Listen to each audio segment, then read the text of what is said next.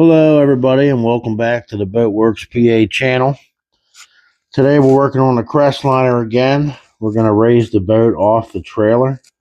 We're going to show you how we do that and why we're doing that. First I wanted to say quickly, a lot of you guys are watching the videos but you're not subscribing. I make absolutely no money on YouTube at all. If you just want to show some love and support, it's free to subscribe. I've made it super easy to do that. At the end of every video, close to the end, in the right-hand corner, you're going to see the BOATWORXPA logo. Click on that. You can subscribe. It's absolutely free. It's just showing us some love and support so we can continue making these videos, and we know how you guys feel. We welcome all comments. All right, let's get into the boat here. So to raise the boat off the trailer, we're going to use this bracket here and this bracket here. And the reason we're doing that, as you can see here, the boat is sitting on the fender. We do not want that. We need some distance there. We need a gap.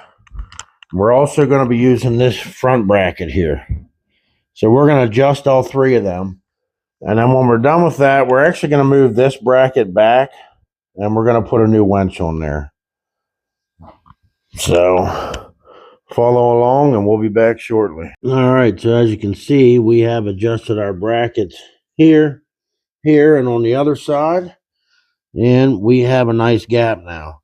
Now the reason we wanted that is you don't want to put all this time and effort into painting this boat and having it rub on this fender and possibly rubbing off paint and causing further damage during transport. So that's why we did that, and this also gives us the opportunity to take this off if we want, and paint it and prep it and do what we want to do to it. So that's why it's important to have your gap there. Now, if your boat happens to have a keel roller, and this one does, depending on how much you brought that boat up off the trailer, you may have to adjust that keel roller. For us right now, today, we're actually going to take this off. We're going to mount it this way. That way it's actually on right here. So, because right now it's actually starting to put a slight dent in it. So we're going to flip that around and then we are going to work on the winch. All right, so now that we raised the boat and got our clearance from our fenders, we also readjusted the keel roller. Now we're going to be moving on to the winch and see and raising the boat.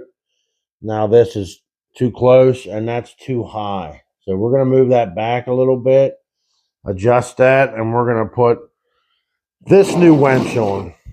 Now a little bit about these winches. This is a belt winch. I personally love these. They're the only thing we put on boats unless the customer or somebody wants something different. It provides a tremendous amount of torque. You could pull this boat onto this trailer with just this winch alone. Now this one here is rated at 1,600 pounds. This Crestliner is not even close to that. I like to have a little bit of overkill. The strap is 23 feet long. It came with new hardware. It's possible that sometimes, we'll find out in a minute, you might have to drill your own hole. This one has some pre-made holes here, so we might luck out, but we'll see how it works out here in a minute. These are typically 30 bucks in that range. Can be bought Walmart, Amazon, wherever.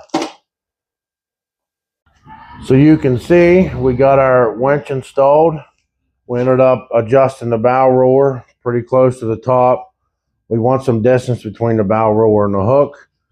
It's important to always have your winch strap coming over the top, not over the bottom.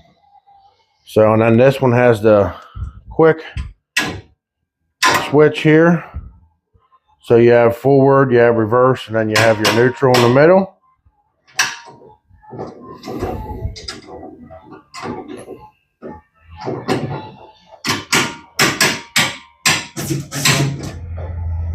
See, that pulled that boat tight. That gives you a lot of stability in the front to keep it from bouncing. And like I had said earlier, these apply a tremendous amount of torque. We love the winches with the strap. So I think that's going to be it today for the Crestliner, and we'll see you next time.